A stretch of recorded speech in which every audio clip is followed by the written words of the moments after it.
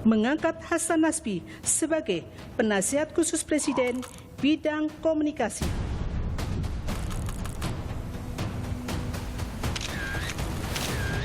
Demi Allah, saya bersumpah.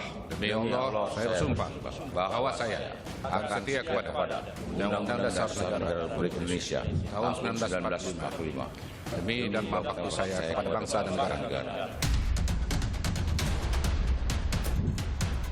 Hari ini ditugaskan oleh Bapak Presiden sebagai penasihat khusus bidang komunikasi dan media untuk memperkuat lagi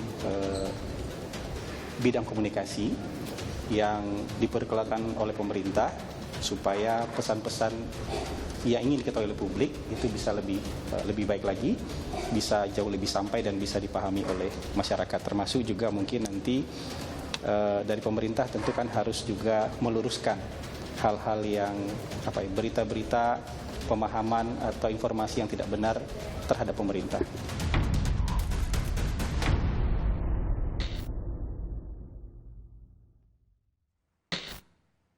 Selamat malam, program Rosi kembali hadir ke hadapan Anda sebagai ruang opini sumber informasi. Bersama saya Rosi Arasilalahi. Presiden Prabowo merombak komposisi Kabinet Merah Putih lagi. Ada yang menarik dari reshuffle kali ini karena ada pergantian tim di bidang komunikasi. Apakah ini sinyal pemerintah bakal membenahi pola komunikasi yang selama ini dinilai kurang optimal oleh Presiden Prabowo? Malam ini saya mengundang penasihat khusus Presiden bidang komunikasi, Bung Hasan Nasbi. Bung Hasan, terima kasih sudah di Rosi. Sama-sama, terima kasih juga sudah diundang. Kalau Bung Hasan ini saya rasa mengingatkan saya pada judul lagu Elo, Pergi Untuk Kembali.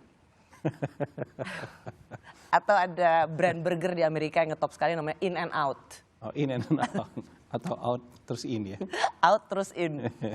Wah, mau kalau bicara soal balik lagi, gimana, ada yang beda nggak dengan balik kembali ke posisi di bidang komunikasi ini? Iya tentu beda kan. Judulnya kan juga sudah beda. Dan sekarang kan nggak mimpin kantor juga. Ini posisi penasihat khusus ini nggak mimpin kantor. Jadi tim saya jauh lebih kecil dan tugas kita sebenarnya nggak sekompleks waktu mimpin kepala kantor komunikasi. Nggak sekompleks kerjaan Bang Kodari lah. Dan positioning juga tidak di depan kan. Maksudnya formalnya tidak di depan. Tapi kalau dibutuhkan ke depan, bisa ke depan gitu. Oke. Jadi posisinya nggak melulu harus striker ya? Iya.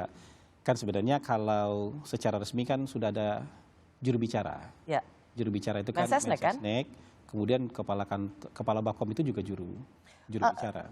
Bung Hasan, saya tertarik karena title-nya sekarang penasihat khusus Presiden bidang komunikasi. Iya. Ini jabatan baru ya?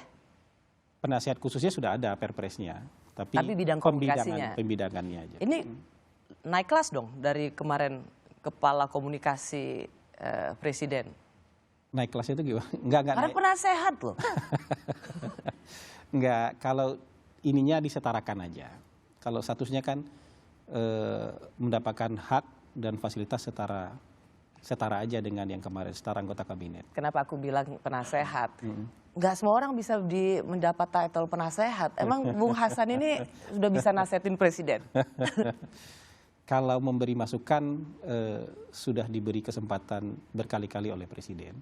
Bahkan sebelum dilantik pun sudah diajak rapat beberapa kali di Hambalang. Waktu itu jadi moderator kan? Ketika ketemu dengan juga, jurnalis, pembuat ekonom, kan udah jadi moderator. Dan beberapa kali ikut rapat terbatas juga. Oh gitu? Iya. Padahal nggak ada jabatan apapun ya? Nggak ada judul waktu itu. Belum ada judulnya? Jadi kemudian sekarang kalau mau ikut rapat sudah ada judulnya gitu. Apa menurut Bung Hasan, apa yang membuat seseorang yang tadinya diganti terus dipanggil lagi? Tapi kan ini bukan persoalan bukan persoalan politik, bukan perbedaan pendirian, bukan juga posisi yang kemudian berlawanan. Saya kayak pemain yang memang lagi mainnya nggak bagus ya pindah ke bangku cadangan, tapi saya nggak pindah klub kan. Masih di klub yang sama. Gitu. Masih di klub yang sama. Oh, Anda mengakui dulu diganti, itu karena mainnya lagi nggak bagus? Iya, bisa saja kan, maksudnya bukan pertimbangan politik, bukan pertimbangan yang lain. Saya sadar diri aja. Dan kalau kita memang lagi nggak bagus atau posisinya nggak pas, kita nggak maksimal, kita nggak bisa kasih performa seperti yang diinginkan, kan kita juga harus tahu diri kan. Ya. Jadi kalau misalnya pindah ke bangku cadangan ya pindah, tapi saya kan nggak pindah klub gitu. Bung, aku minta klarifikasi ya. Dulu waktu Bung Hasan itu diganti, itu kan kemudian ramai diberitakan di sosial media itu sebagai bersih-bersih orangnya Pak Jokowi.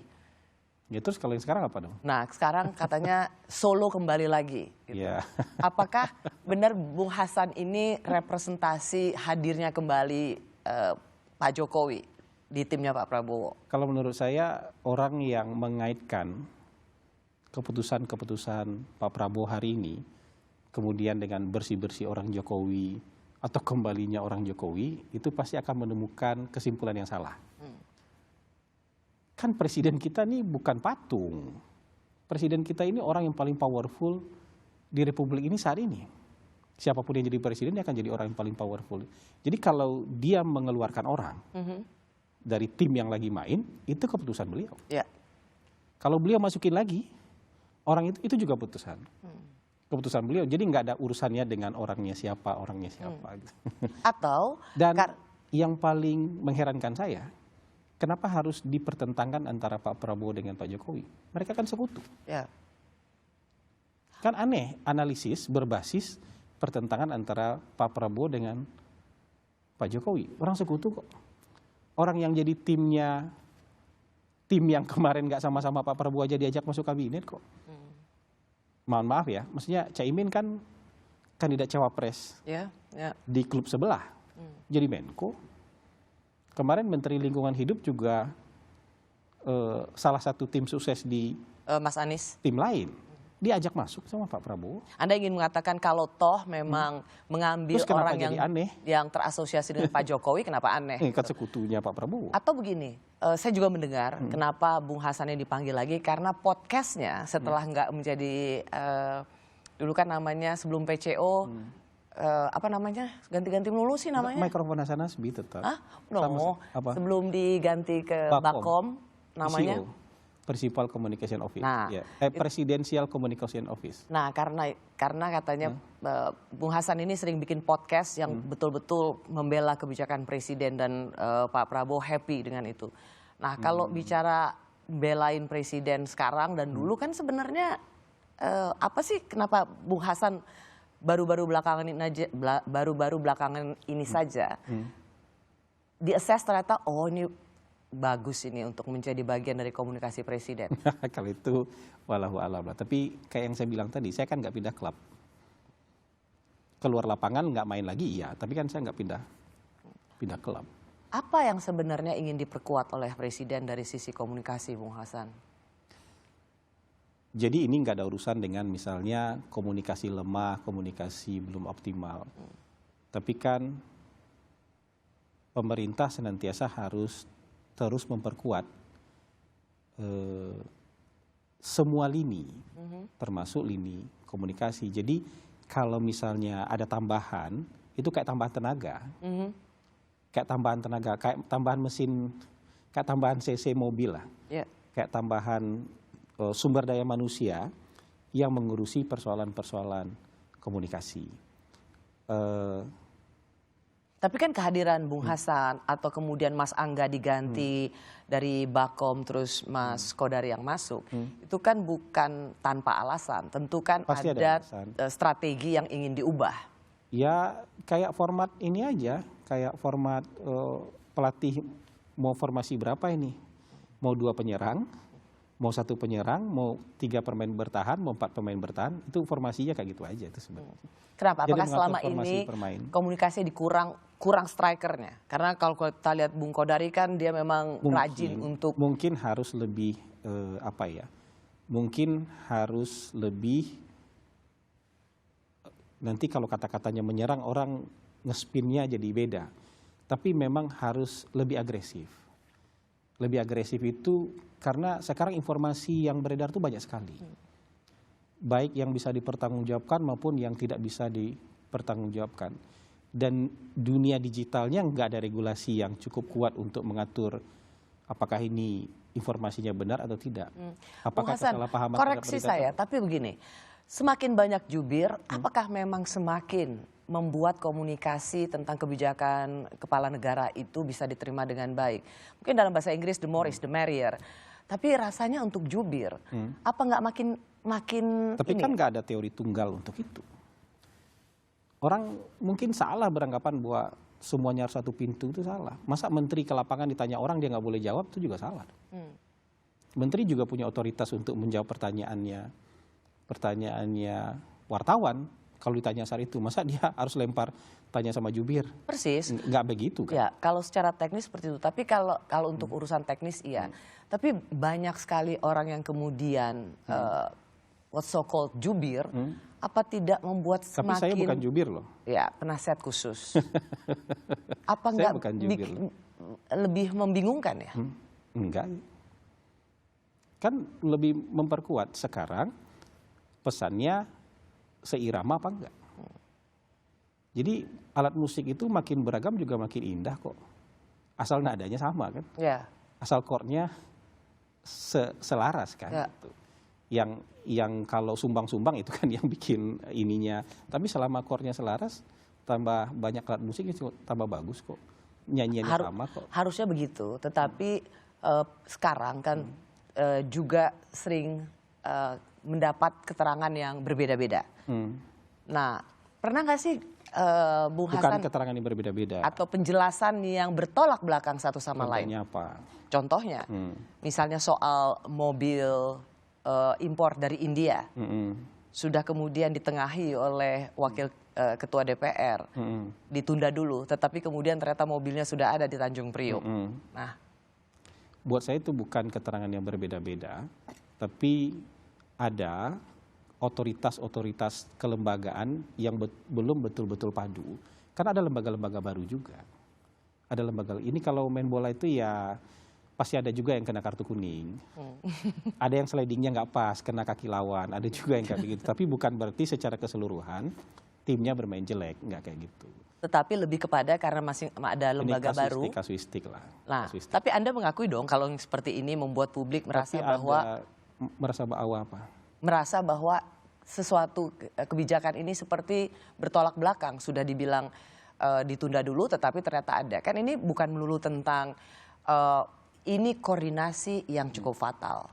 Enggak juga. Miskoordinasi yang cukup fatal. Ada yang belum betul-betul klop itu biasa aja. Bahkan pemerintahan sudah 2 periode juga ada aja juga yang kayak gitu. Apalagi ini pemerintahan baru 1,5 tahun. Oke, Ya. Bung Hasan, sebagai seorang komunikator di pemerintahan, menurut Anda perlu nggak sih ketika ada sesuatu yang tidak pas atau miskoordinasi atau memang kelalaian, pemerintah itu paling tidak menunjukkan empatinya dengan mengatakan minta maaf? Untuk hal-hal yang berurusan dengan misalnya kepentingan orang banyak, bencana, kecelakaan, perlu pemerintah minta maaf. Pernah nggak itu? Ada kan? Kapan? Ya kalau misalnya bencana ya mohon maaf belum maksimal, itu presiden juga bilang kayak gitu. Untuk kecelakaan kan presiden langsung turun memperlihatkan empati. Atau seperti Menteri Pemberdayaan Perempuan dan Anak? Beliau sudah minta maaf. Ya, itu minta maaf, kita Ya maksud saya apresiasi. yang kayak gitu-gitu tuh berharap sama sekali tidak ada orang salah itu naif. Iya sama kayak main bola, berharap salah nggak ada yang salah oper itu juga naif. Pasti ada sekali-sekali salah oper juga, ngopernya ke lawan gitu, ada juga yang kayak gitu. Dunia hidup tuh kayak gitu, menghadap semuanya sempurna dari awal sampai akhir tuh nggak akan ada. Tapi bahwa secara keseluruhan mainnya bagus apa enggak, makanya saya bilang kalau mau bilang ini jelek atau bagus, harus ada alat ukur yang bisa diterima bersama. Makanya saya selalu sodorkan hari ini, kecuali orang bisa sodorkan yang lain, hari ini alat ukur yang paling valid untuk memperlihatkan kinerja maupun komunikasi pemerintah itu apa? Approval rating. Kalau approval ratingnya misalnya masih 70%, itu artinya 7 dari 10 orang approve dengan apa yang dilakukan oleh pemerintah. Enggak salah paham. 3 orang makin salah paham. Tapi 3 orang yang salah paham ini Makanya tambah tenaga terus supaya makin sedikit orang yang salah paham terhadap apa yang dilakukan pemerintah. Jadi Anda melihat ini lebih pada orang salah paham, bukan dari soal orang yang benar-benar secara genuine mau memberikan masukan atau kritik pada kebijakan pemerintah. Loh, yang masukin kritik tuh banyak dan sama sekali nggak. Kalau kritik hampir nggak dikonter kok kritik itu. Misalnya ada keracunan dalam makan bergizi gratis, nggak dikonter dengan, maksudnya dijelaskan iya, tapi nggak dikonter dengan berlebihan. Tapi yang sifatnya fitnah, salah paham, ya kita harus sekuat tenaga untuk menjelaskan itu dong. Dan ini sekarang tugas tambahan Anda. Saya lebih menyiapkan masukan-masukan apa yang harus dilakukan gitu. Tapi kalau dibutuhkan tenaga tambahan untuk tampil, untuk berbicara di depan, kita siap. Oke. Saya masih mau bertanya karena sekarang ada lagi soal bagaimana tim komunikasi ini memang diminta untuk lebih strategis dalam menyampaikan penjelasan-penjelasan soal kebijakan presiden.